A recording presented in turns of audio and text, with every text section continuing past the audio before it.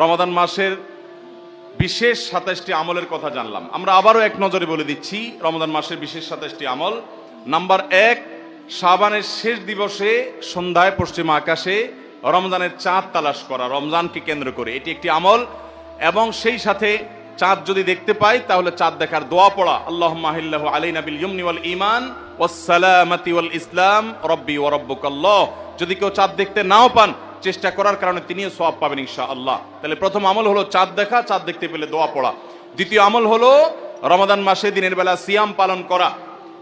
প্রত্যেক প্রাপ্তবয়স্ক নারী এবং পুরুষ মুসলমান তাদের সুস্থ হলে, অবশ্যই সুস্থ থাকলে তাদেরকে রোজা রাখতে হবে, এটা ফরজ।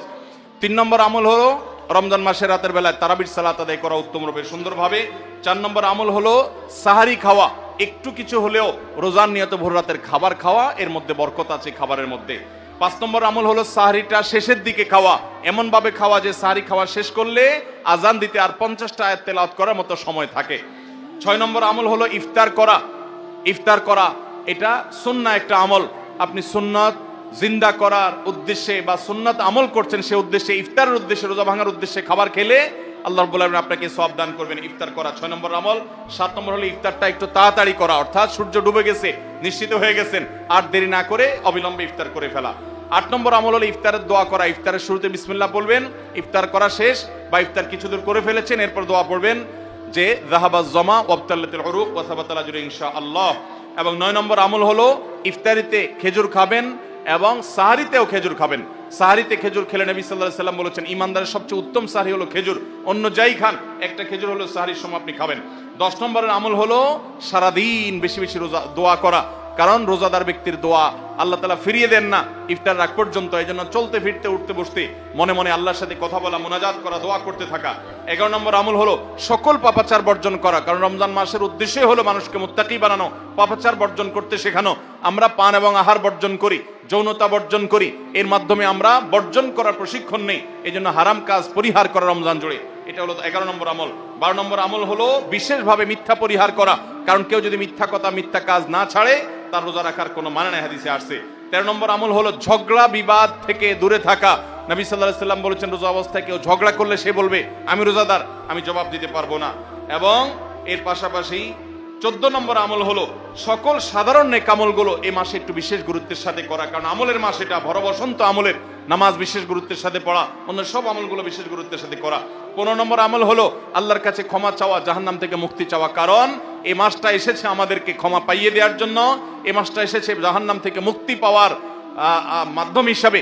আল্লাহ রাব্বুল আলামিন এই মাসে প্রতি রাতে অসংখ্য মানুষকে জাহান্নাম থেকে মুক্ত ঘোষণা করেন, বিধায় সেজন্য দোয়া করা চেষ্টা করে, এটা হলো 15 নম্বর আমল।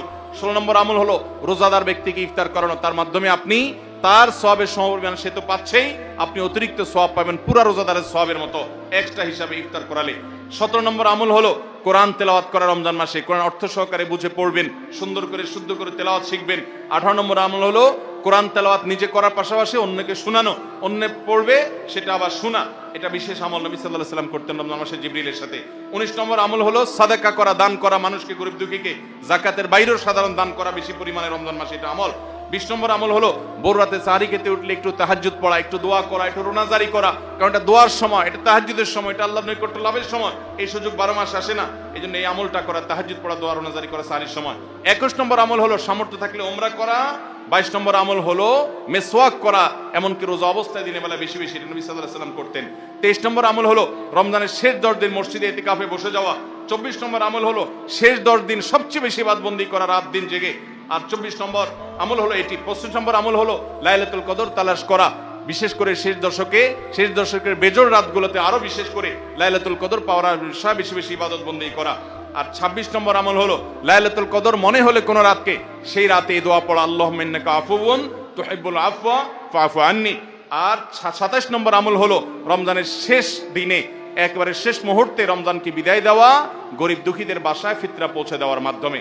আল্লাহ রাব্বুল আলামিন এই 27টি বিশেষ আমলের মাধ্যমে আমাদের রমাদানকে অর্থবহ এবং সার্থক করার তৌফিক দান করুন। এই রমাদান যেন আমাদের জীবনের শ্রেষ্ঠ রমাদান হয়, এই রমাদান যেন আমাদের জীবনে অর্জনের রমাদান হয়, এই রমাদান যেন আমাদের জীবনে ক্ষমা লাভের রমাদান হয়, জাহান্নাম থেকে মুক্তির রমাদান হয়, আমাদের কল্যাণের রমাদান হয়। আল্লাহ তাআলা সেভাবে রমাদানের প্রতিটা মুহূর্ত, প্রতিটা দিনকে কাটাবার তৌফিক আমাদের সবাইকে দান করুন। জাযাকুমুল্লাহু খায়রা ওয়া আখিরু দাওয়ানা আনিল হামদুলিল্লাহি রাব্বিল আলামিন।